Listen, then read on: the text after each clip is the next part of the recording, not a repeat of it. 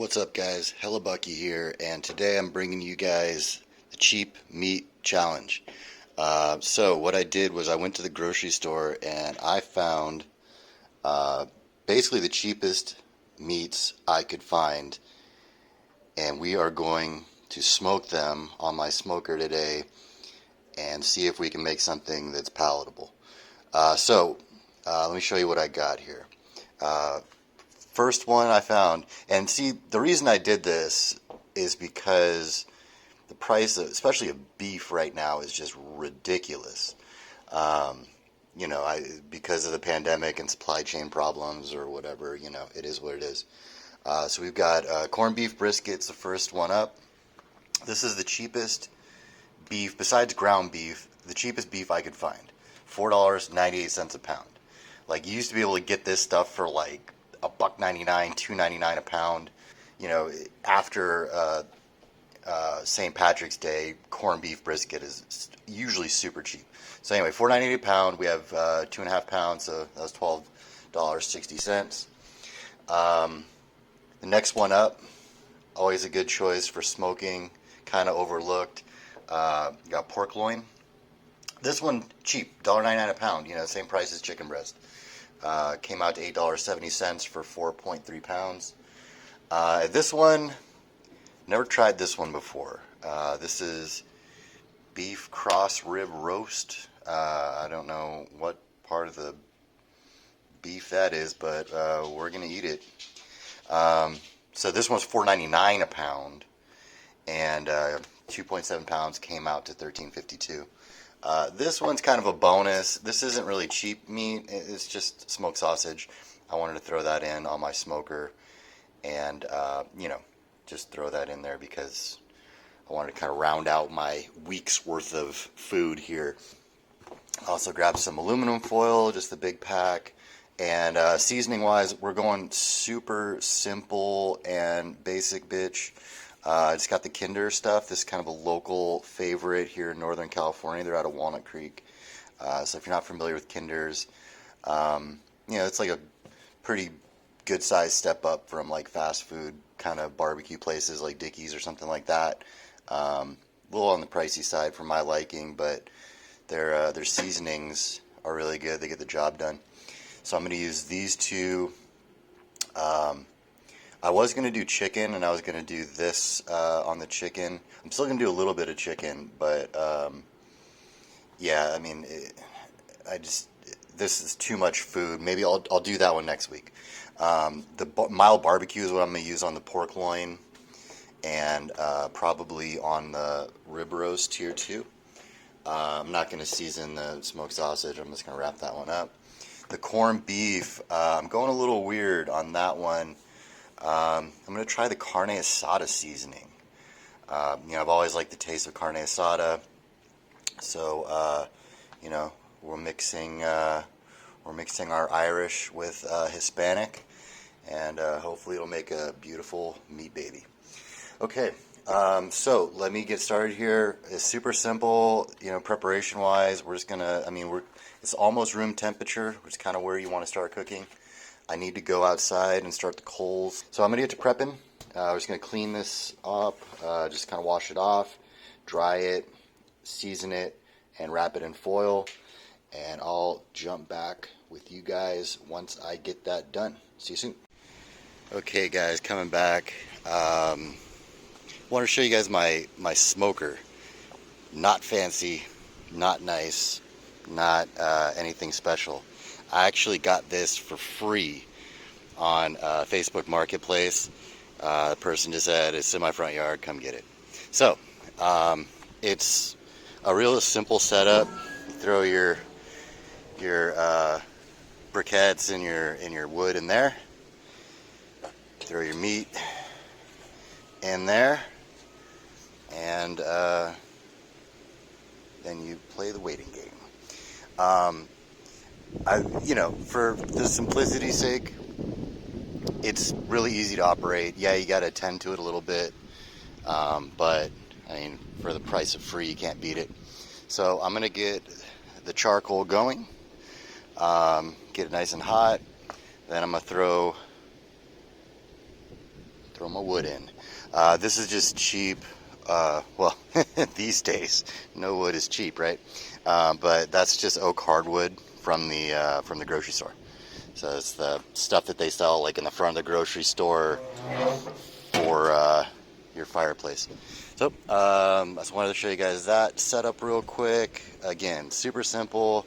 This isn't an $800 Traeger. This is a free 99 smoker from Marketplace. All right, I'm gonna get her going, prep my meat, and smoke my meat.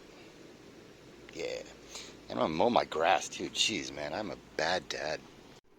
Okay, guys, meat number one prepped up. As promised, we're doing the carne asada seasoning on the corned beef brisket. Super weird, I know, but you know, I'll let you know the results. I will be honest.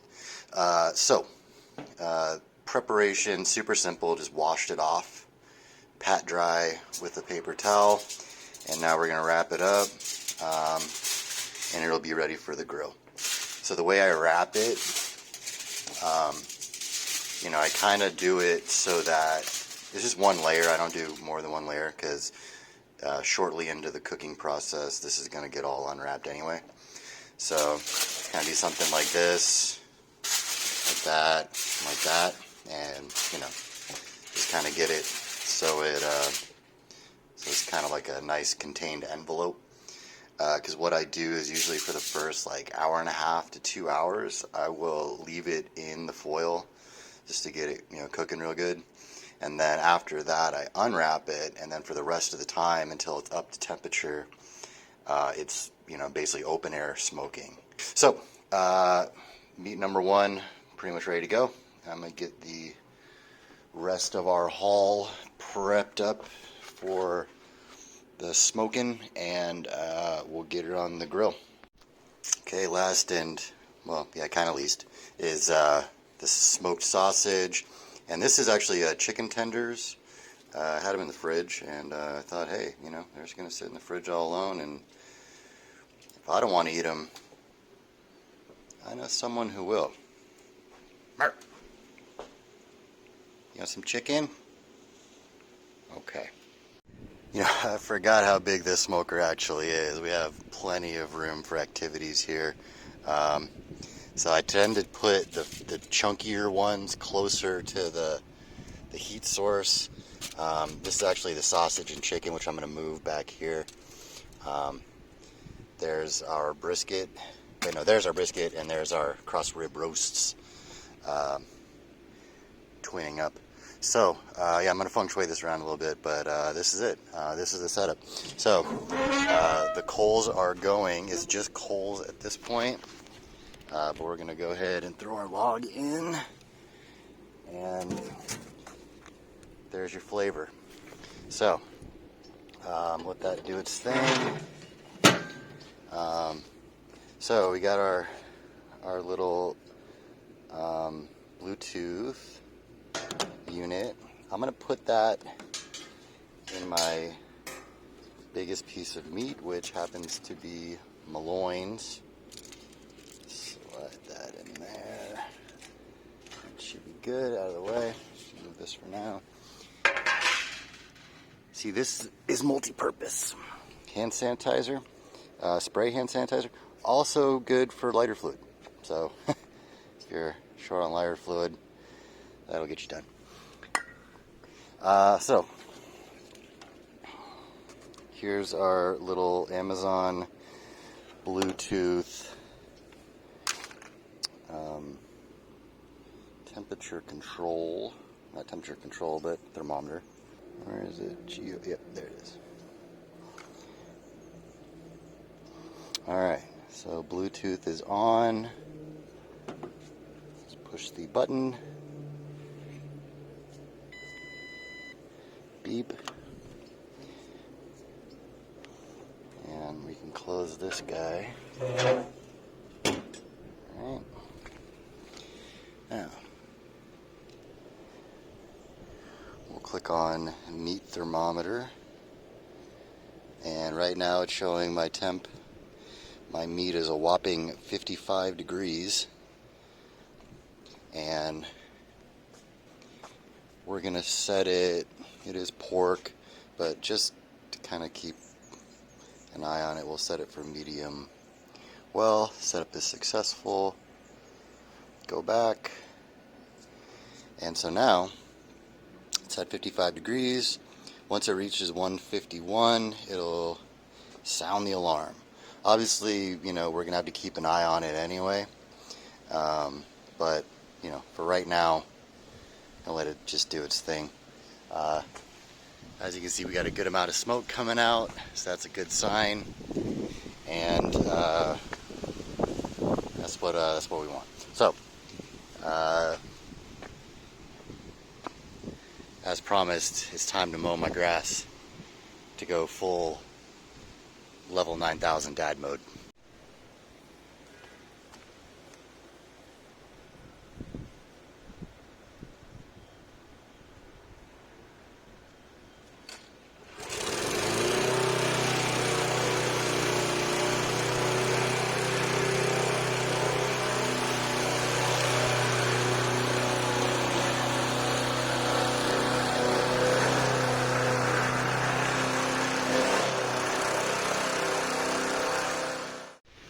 Barbecue update.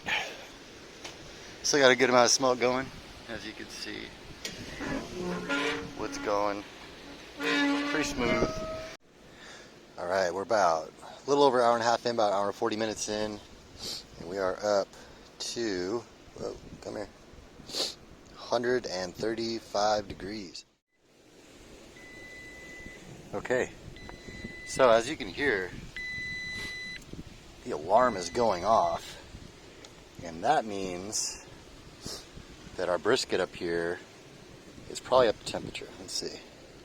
Or is it disconnected? Let's see. Yep. It's at 150. Okay. So yeah, it is time to move that one. We're going to move that, put it here. And again, we're going to let it keep on building the flavors up, but we don't want it to get any hotter than it already is. So, a little more moving around. And we're going to be cherry. Actually, this is oak. Well, looky there. 2 hours in. Well, almost 2 hours in. We're 458. 158 degrees. 458. You know what that means. Time to drink a beer.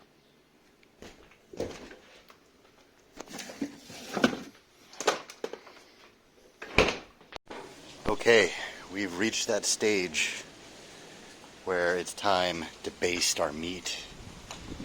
Yeah. Gotta keep your meat basted.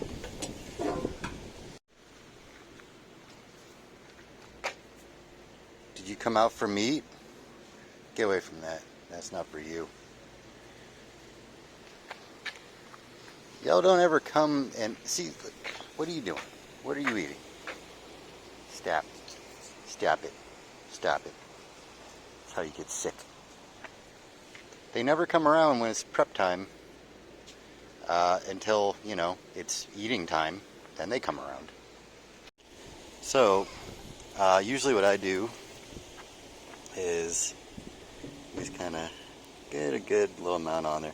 Now, so you don't want to do this too early in the cooking process, and there's a very good reason for that. The barbecue sauce has a lot of sugar in it, and the sugar will burn and it'll taste like not great. So the basting process, you want to do it towards the end. It'll still kind of caramelize or whatever. Right now it is not super hot anymore. It's calmed down quite a bit, but it's still giving out that smoky goodness that we want to impart on our foods. So yeah, just gonna go around, slather on a little Sweet Baby Ray's. Not sponsored, but I wish it was, because I go through a lot of it. This is a big bottle, and I'm already halfway through it. So we are basted. We're gonna let that do its thing. It should be maybe another 45 minutes to an hour. Got quality control out here. I was going to use that platter, but I guess I can't now. But that's what the hand sanitizer is for. We can freshen this right up. There we go, that's mint. As you can see here, our temperature has stabilized. So we're right at that 156 degree meat temperature mark. Just over medium well. I still have the probe in the brisket. So that's about where we want to keep it. And we'll probably leave it in there for about another hour. That would put us at 3 hours and 45 minutes of cook time, which should be more than enough. I might probate one of the other pieces of meat just to see if it's the same temp. But yeah, we're running out of wood, so I think we're going to be in good shape. And that should give the next hour should give the barbecue sauce plenty of time to set up and to caramelize. So, yep, cool, good. I can't wait to eat it. Okay, we're just over the 4 hour mark. We started at 3 p.m. So, I think we're done. Oh man, look at that. Look at that. So, the sauce is still kind of tacky. That's good. The coals are gashed. That's done.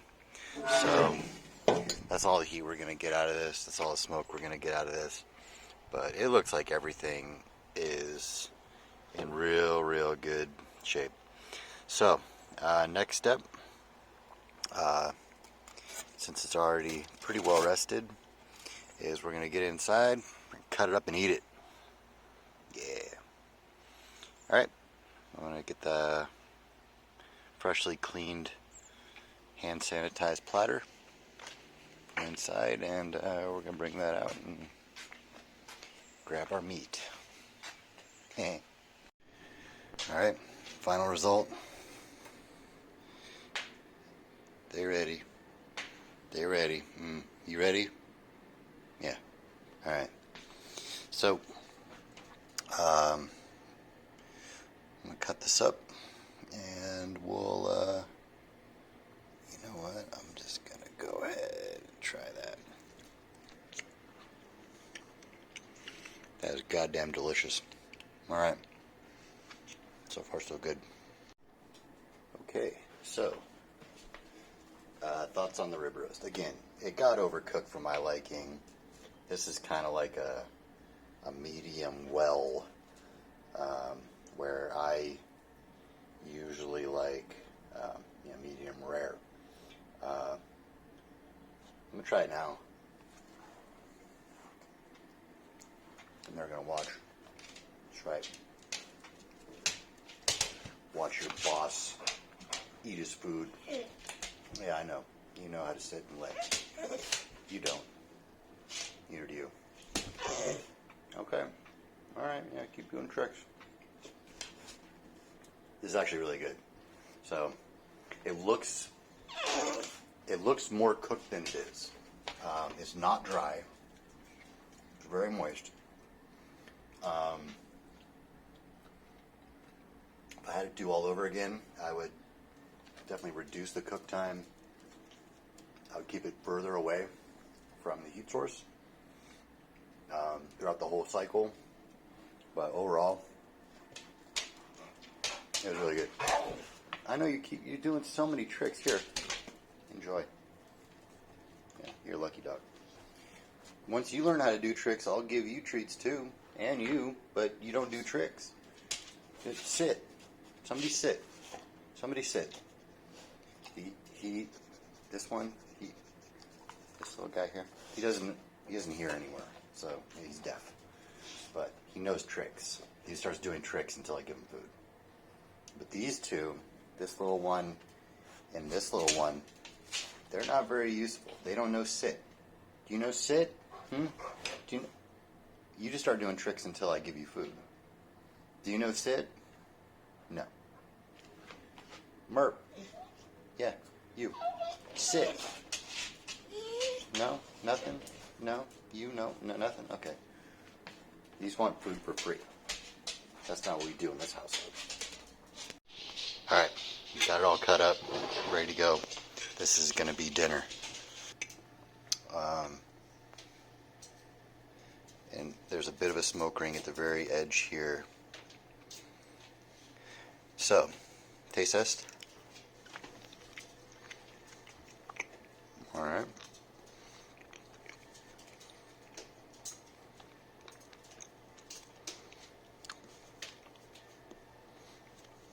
Yeah. I'm going to be honest. It was better when I made it last time because it was a smaller loin, so it got more of the smoky flavor in it. But still very good. If you've ever had pork loin before, if you're a fan of it, doing it on the smoker, very well worth it. Let's move on. The grand entry into the chat of the brisket here, corned beef. So got a nice fatty piece there. As you can see, that one's like 40% fat, 60% meat.